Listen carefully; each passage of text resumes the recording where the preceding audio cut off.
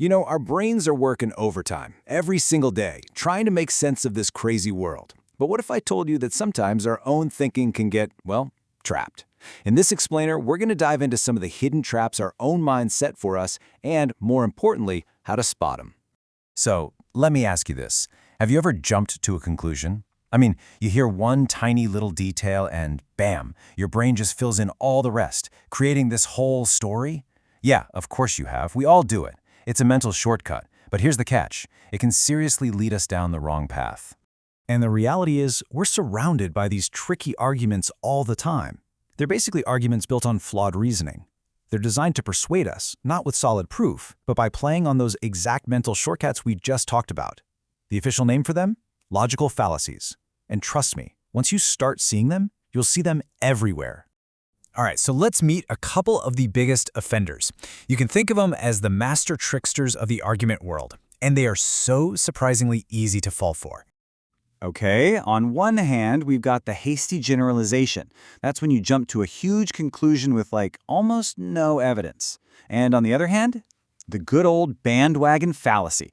You know, that pressure to believe something just because everyone's doing it. So let's break these two down a little closer. First up, the hasty generalization, and this one is a really big deal. It's the mistake of drawing a massive, sweeping conclusion when you're only working with a tiny bit of data. It's kind of like tasting one sour grape and deciding the entire vineyard is completely ruined. See how that doesn't quite add up?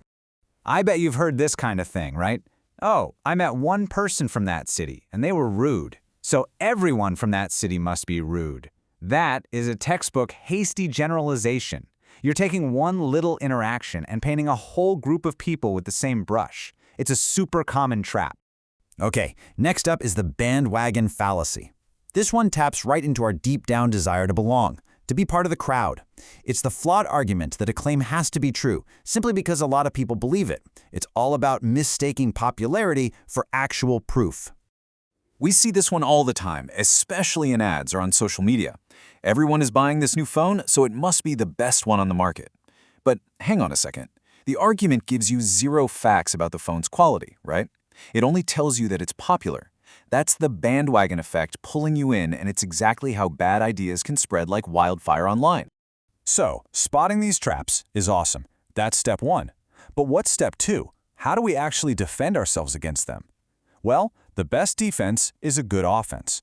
It's all about learning to build better arguments ourselves, and that, my friends, comes down to the power of clear communication. And it really just boils down to three core principles. First, be clear, so there's no fuzzy language where these fallacies can hide. Second, be concise. Get right to the point so your message doesn't get lost. And third, be consistent, so your argument holds together from start to finish. This is your personal toolkit for building sound reasoning. But here's the thing. Just being logical isn't always enough to be persuasive, is it? To really connect with people and make your good argument stick, you need a secret weapon. And that weapon is engaging content. You've got to make good reasoning compelling. So how do you make your content engaging? Well, you use tools that bring your ideas to life. You can tell real-life stories, use animations or clear visuals, and lean on relatable examples that make even complicated topics feel simple and immediate.